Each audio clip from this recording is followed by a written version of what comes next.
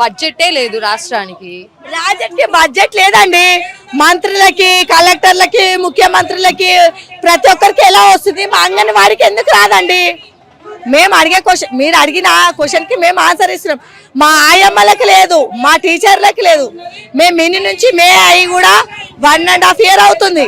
అప్పటి నుంచి 7,800 జీతం నుంచి వేసి ఇప్పుడు 13,000కు వస్తే కూడా పోయిన నెల జీతం ఇంతవరకు లేదు. ఆయమ్మలకు ఒక గుర్తింపు లేదు, మాకు ఒక గుర్తింపు లేదు. ఎలాంటి గుర్తింపు అనేది లేదు మాకి.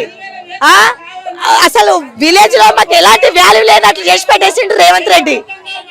ఇప్పుడు ఏ కలెక్టర్ వచ్చినా ఎవరు వచ్చినా అంగన్వాడినే పట్టుకొని అడుగుతారు. ఆ అంగన్వాడిని ఎందుకు అడుగుతారంటే మీరు వెళ్ళండి సర్పంచ్లను అడగండి. ఇప్పుడు సర్పంచ్లకు అప్పచెప్పాడు కదా, వెళ్ళి ఊరు విలేజ్ మొత్తము సర్పంచ్ని అడగండి. సర్పంచ్ చెప్తాడు మీకు విలేజ్ గురించి. అంగన్వాడికి ఏం తెలియదు కదా. అంగన్వాడీ చచ్చిపోయిన వాళ్ళ డెత్ సర్టిఫికేట్ ఇవ్వదు, పుట్టిన పిల్లలకు డెత్ సర్టిఫికేట్ ఏ సర్టిఫికేట్ ఇవ్వదని చెప్పారు కదా. మేము కూడా ఏం చెప్పాము. వెళ్ళి ప్రతి ఒక్కటి సర్పంచ్కి అడగండి మీరు కూడా.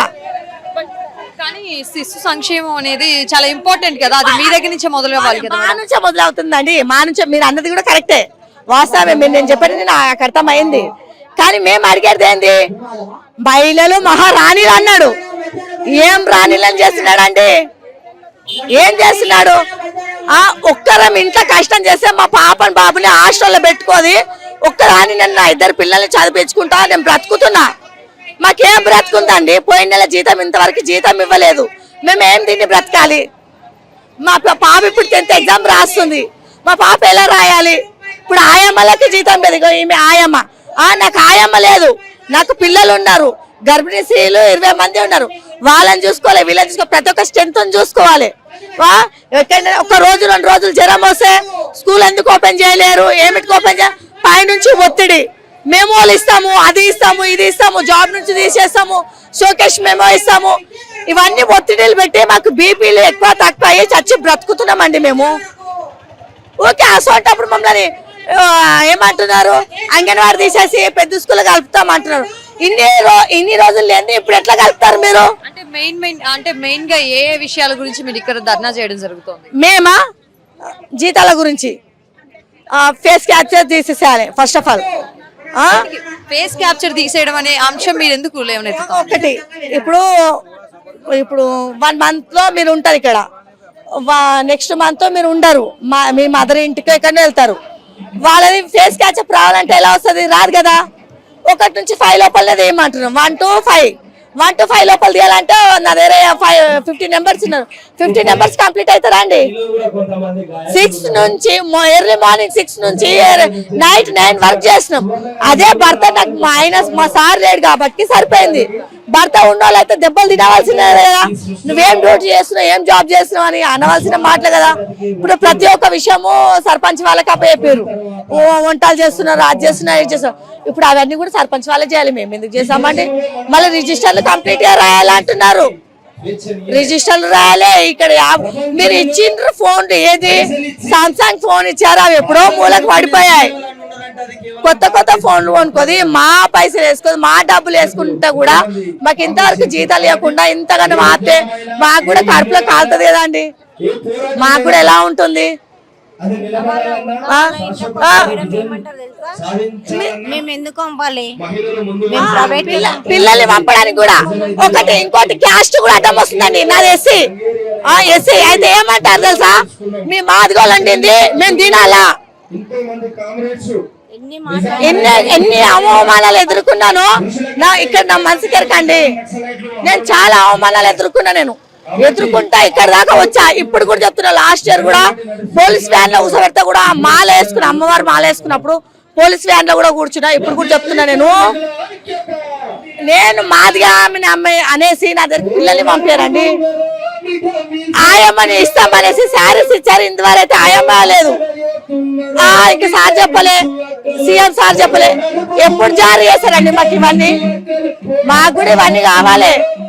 మా హక్కులు మాకు కల్పించాలండి. మాకి ఫిక్షన్ ఇవ్వండి. మాకి ప్రతి ఒక్కటి అప్పుడు మీరు ఏ హామీలు చెప్పుకున్నారో అవన్నీ మాకి జారీ కావాలి. ఇది కాదు 2 lakhs ఇస్తామన్నారు, ఫిక్షన్ ఇస్తామన్నారు. ప్రతి ఒక్కటి భర్త వితంతు ఫిక్షన్ ఇస్తామన్నారు, అన్ని ఇస్తామన్నారు కదా, అన్ని ఇవ్వాలండి మాకి. ఇప్పుడు నాకు ఆయమ్మ లేదు, నేను ఒక్కరోజు బంద్ చేస్తే 10 సార్లు అడుగుతారు మమ్మల్ని, ఎందుకు బంద్ చేస్తున్నారు, నువ్వు ఎందుకు జాబ్ బంద్ చేసట. జ్వరం రానట్లుంటదా, కడుపు నవ్వునట్లుంటదా, మనం లేడీస్ కొంచెం అర్థం అవుతుంది కదా మీకు కూడా. ఎలాంటి ప్రాబ్లమ్స్ రావంట. అంగన్వాడీ టీచర్, ఏ కలెక్టర్ వచ్చినా అంగన్వాడీ టీచర్ దగ్గర వస్తాడు, పోవాలి రేవంత్ రెడ్డి దగ్గర పోవాలి. అంటే ఇప్పుడు మీరు పక్క రాష్ట్రాల్లో చూస్తా ఉన్నారు, పక్కన ఆంధ్రాలో అయినప్పటికీ అంగన్వాడీలకు కల్పించినటువంటి వసతులైనా వాళ్ళకి కనిపిస్తున్నటువంటి అన్ని అంశాల మీద గానీ ఫుడ్ విషయంలో గానీ చాలా స్ట్రిక్ట్ గా ఒకవైపు జరుగుతా ఉంది. బట్ ఇక్కడ మన తెలంగాణ రాష్ట్రంలో మన తెలంగాణ జరగట్లేదండి. అక్కడ ఆంధ్రాలో పల్లి పట్టీలతో సహా ఇస్తున్నారు, ఇక్కడ ఏమి ఇస్తున్నారు, ఇక్కడ ఏమి ఇస్తున్నారు, జీతం అంటున్నారు. ఏం జీతం ఇస్తున్నారండి, ఏం జీతం ఇస్తున్నారు, 13,000 జీతము. ఆ జీతం ఇంకా మేము ఏడ్చి తెచ్చేది ఉదయం 8:30 నుంచి సాయంత్రం 4 గంటల వరకు. ఇదేం జీతం అండి మాకి. ఆడ పొలాల పనులకి వెళ్ళే వాళ్ళు ఒక వారంలో 10,000 తెచ్చుకుంటున్నారు. మేము మాకు మళ్ళీ విలేజ్ లో అంగన్వాడీ టీచర్ గారు ఉంటది, ఆమెకేం తెలుసు, మాకు తెలిసినంత రేవంత్ రెడ్డికి తెలుసా. రేవంత్ రెడ్డి సార్ సరే అండి, ఆ రేవంత్ రెడ్డి సార్ వచ్చి ఒక 2 రోజులు ఈ జాబ్ చేయమనండి, మేమందరం కూర్చుంటాం, మేమందరం ఖాళీగా కూర్చుంటాం. 2 రోజులు చేయమనండి రేవంత్ రెడ్డి సార్ని, ఇదే డ్యూటీ చేయమనండి, ఆయా డ్యూటీ చేయమనండి, టీచర్ డ్యూటీ చేయమనండి, 2 డ్యూటీలు చేయమనండి, ఒక్కరినే 2 డ్యూటీలు చేయమనండి. అప్పుడు రేవంత్ రెడ్డికి చుక్కలు కనబడతాయి. ఫ్రీ బస్సులు ఇప్పించి చీరలు జాకెట్లు కొట్టించుకోవడం కాదండి, ఈ జాబ్ చేసి చూడమనండి, తెలుస్తుంది. చచ్చిపోయినట్టే అన్ని రాసి ఇవ్వాలి, ప్రతి ఒక్కటి రాసి ఇవ్వాలి. మాకు పిచ్చి పట్టిందా అండి. ప్రెగ్నెన్సీ నుంచి డెలివరీ అయ్యి 6 ఇయర్స్ పిల్లలు అయ్యే వరకే మేము చూసుకోవాలి. మళ్ళీ ప్రైవేట్ బళ్ళలో పోనీయదంటే వాళ్ళ తల్లిదండ్రులు ఇష్టము, పోదని మేము ఎంతగానో మళ్ళీ అడ్డుపడతాం. వాళ్ళని అడ్డుపడలేం కదా, మా ఇష్టం అమ్మా నువ్వు ఎవరు చెప్పని కానీ అంటే డైరెక్ట్ ఫేస్ టు ఫేస్ అంటారు. అప్పుడు ఏం చెప్పలేము.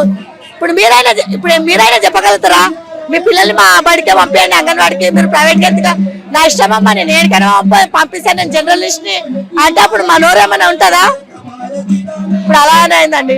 మాకు కనీసం వేతనం కావాలి, సిలిండర్ బిల్లులు లేవు మాకి ఇంకొకటి పెద్ద స్కూల్కి ఎలా సెలవులు ఇస్తున్నారో మాకు కూడా అలా సెలవులు కావాలి. దసరా పండుగకి అందరికి 15 రోజులు సెలవు ఉంటాం, మాకు 2 రోజులు సెలవు ఉంటుందండి. ఆ 2 రోజులలో ఎంత మందిని కలవాలి, ఎవరిని చూసుకోవాలి మేము. పెద్ద స్కూల్ సరిత మాకు కూడా సెలవులు ఇవ్వాలి, మినీ టీచర్లే కాయాలి కావాలి, మాకు వేతనాలు పెంచాలి. మా డిమాండ్స్ కూడా ఉన్నాయి. గ్యాస్ బిల్లులు ఇంతవరకు 2016లో పడ్డాయి గ్యాస్ బిల్లులు, ఇంతవరకు గ్యాస్ బిల్లులు పడలేవు. గ్యాస్ బిల్లులు కూడా కావాలి మాకు, ప్రతి ఒక్కటి కావాలి. మాకు ఇది లేదని ప్రతి ఒక్క సమస్య. ఉదయం వచ్చామండి, వాష్రూమ్ వెళ్ళలేకుండా గేట్ తాళం వేసి పెట్టుకున్నారు. వాష్రూమ్ నడి రోడ్ పైన వెళ్ళాలా మేము? ఇప్పుడు లేడీస్ ఎవరైనా నడి రోడ్ పైన వెళ్తారా? పొద్దు నుంచి కడుపు కాల్చుకోవాలొచ్చినాము.